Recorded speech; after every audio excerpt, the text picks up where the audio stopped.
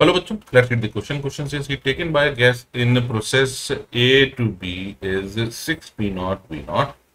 Match the following columns. A, work done from A to B. B, change in internal energy. C, molar heat capacity is given process. D, Cp of gas. और column 2 में हमें values दे रखी हैं. P में है 2 P Q naught V naught, P naught V naught. Q में दे रखा है 4 P naught V naught. R दे रखा है 2R and S none of these. अब जैसा कि हम जानते हैं area under pressure versus volume graph gives the work done. तो वर्क डन कैलकुलेट करने के लिए हम एरिया कैलकुलेट करेंगे. तो एरिया हो जाएगा एरिया ऑफ द ट्रेपेजियम, यानी ये एरिया निकलेगा हमारे पास.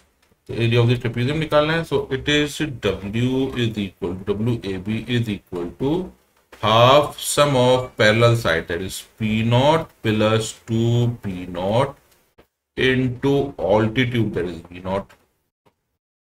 तो कितना बनेगा ये बनेगा 3P naught into V naught upon 2, which is 1.5 P naught V naught.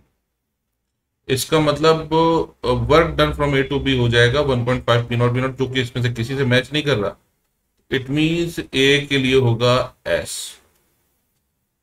अब आते हैं चेंज इन इंटरनल एनर्जी पर. चेंज इन इंटरनल एनर्जी के लिए हो जाएगा हमारे पास, चूंकि heat taken by the gas in the process A to B is 6 P naught V naught.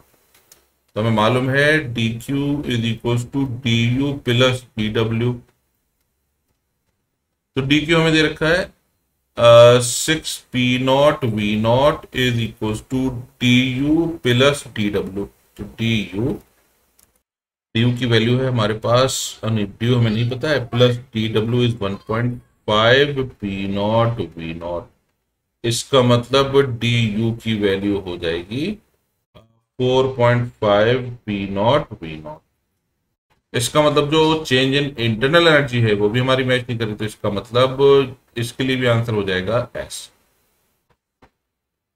Now molar heat capacity in the process. Molar heat capacity calculate करने के लिए हम यूज करेंगे फॉर्मूला. कह रहे हैं हीट में दे रखी है, वर्क दे रखा है, तो dq हमारे पास हो गया 6 P naught V naught. अब डायग्राम में हम देख सकते हैं यहाँ पर ए के लिए, यानी इस पॉइंट पर जो वैल्यू होगी टेम्परेचर की, उसको निकालने के लिए P naught V naught is equal to होगा NRTA. तो TA की वैल्यू हो जाएगी P naught V naught upon NR, और TB की जो वैल्यू हो जाएगी वो होगी 4 P naught V naught upon NR.